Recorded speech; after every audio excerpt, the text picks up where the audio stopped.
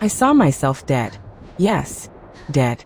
Lying inside a wooden coffin, cold, pale, motionless.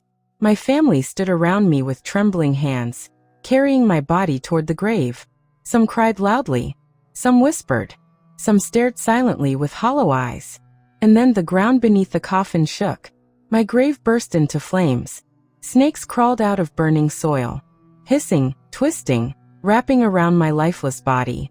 I was trapped, helpless, unable to scream, unable to breathe, burning, falling, drowning in a sea of fire and serpents. I woke up, gasping, drenched in sweat, my heart beating like a drum of terror. And for the first time in my entire life, I realized this dream was not just a dream. It was a warning, a terrifying reminder of everything I had done, everything I had hidden, everything I had buried deep inside my soul. The old woman sat on the edge of her bed, trembling. She was old, perhaps too old to fear anything earthly anymore.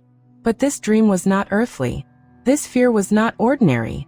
It was the fear of truth, the fear of justice, the fear of death, but even more terrifying, the fear of what follows death.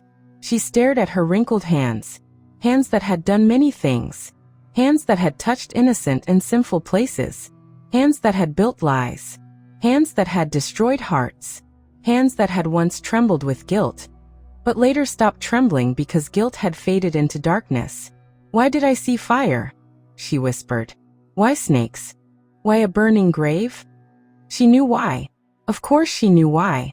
It was impossible not to know, because every person knows their own sins, even if the world does not know, even if family does not know, even if no human being has ever witnessed them. Allah always knows. And her dream was a message sent from the unseen world. She pressed her trembling fingers to her eyes. Memories flooded her mind like a violent storm. She had not always been this old, lonely woman whose only companion was fear. No, once she was young, beautiful, full of desire, full of jealousy, full of poison. And poison spreads. Poison destroys. Poison returns to its owner. She once had a friend, a close friend, a pure-hearted girl whose kindness was as clear as morning water, a girl who trusted her, a girl who loved her like a sister. But that girl also had something else, a love, a man who adored her, a young, handsome, loyal man who had been with her for 5 years. 5 years of devotion, 5 years of promises, 5 years of dreams. And the old woman, who was then a young, selfish girl, wanted him, terribly, desperately, sinfully. She wanted what she could not have. She wanted what was not written for her. She wanted what belonged to someone else. Jealousy entered her heart as quietly as a shadow. But once it entered, it grew like a disease that consumed every corner of her soul. She began to lie, just small lies at first. Whispers, doubts, questions, suspicion. "She talks to other men," she whispered to the boyfriend. "I saw her with someone," she told neighbors. "She hides things from you," she told relatives. "I think she is cheating," she told strangers. Every whisper was a knife. Every lie was a fire. Every rumor was poison. Her friend cried, day after day, night after night. She cried from confusion, pain, betrayal. "Why are people saying these things about me?" she asked. "Why doesn't he believe me? Why is he pulling away?" But lies spread faster than truth. Rumors stick harder than honesty. Suspicion grows stronger than love. And when the rumors reached the boyfriend, he did not hesitate. He did not ask questions. He did not look deeper. He simply ended everything. 5 years of love gone, destroyed by one girl's jealousy.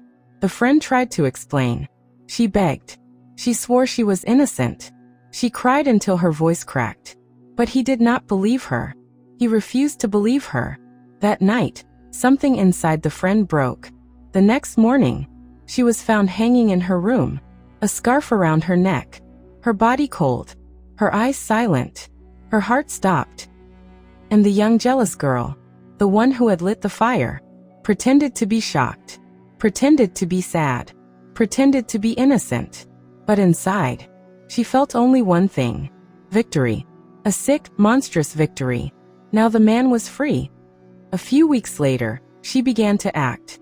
She pretended to be supportive, pretended to comfort him, pretended to understand his grief. She touched his hand.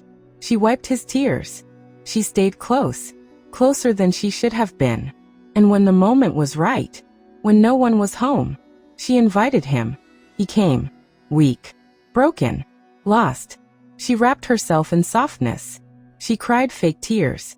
She whispered lies. She pressed her body against his. She used warmth to catch a heart frozen by grief. And he fell. One mistake turned into a relationship. A relationship turned into engagement. Engagement turned into marriage. And she, the one who destroyed a pure girl's life, now lived in the house that should have belonged to the innocent. But Allah sees. Allah waits. Allah never forgets. Justice does not always come quickly, but it always comes. When she became pregnant, she believed Allah had forgiven her. She believed the past had been erased. She believed life was giving her a new beginning, but sin always gives birth to pain. At the hospital, she screamed through the night. The baby came, silent, lifeless, cold, dead. She held the child against her chest, shaking. She begged it to breathe. She begged Allah to let her keep it. But destiny had spoken. Yet destiny was not finished. Because her aunt, a woman with a cruel mind and corrupted heart, worked in the same hospital. And when she saw her niece's grief, she offered a horrifying solution. Another woman gave birth today. Her child is alive. Yours is dead. I can switch them. She will never know. The old woman, still young at that time, agreed. And so a living baby was placed in her arms. A baby that did not belong to her. A baby whose mother's screams echoed through the corridors. They killed my baby. They're lying. My son is alive. The poor woman cried hysterically, clawing at the nurses, begging for her child. But they claimed she was unstable, dangerous, insane. They locked her in a psychiatric hospital. And the jealous woman, now a thief of lives, went home with someone else's child, claiming him as her own. The child grew. He was not normal. He was not calm. He was not gentle. How could he be? He was born into injustice, raised with lies, fed by sin. He grew into anger, into violence, into addiction, into crime. He stole money from home, beat people in the streets, broke into houses, used drugs, joined gangs. One night, he didn't return home. The police came the next morning. They arrested him, tried him, sentenced him. For many years, her husband, already burdened by shame, collapsed, dead from a heart attack. And she, the woman who had caused everything, lost everything. Family abandoned her. Relatives cut ties. Neighbors whispered. Everyone left. She grew old alone. Alone with her sins.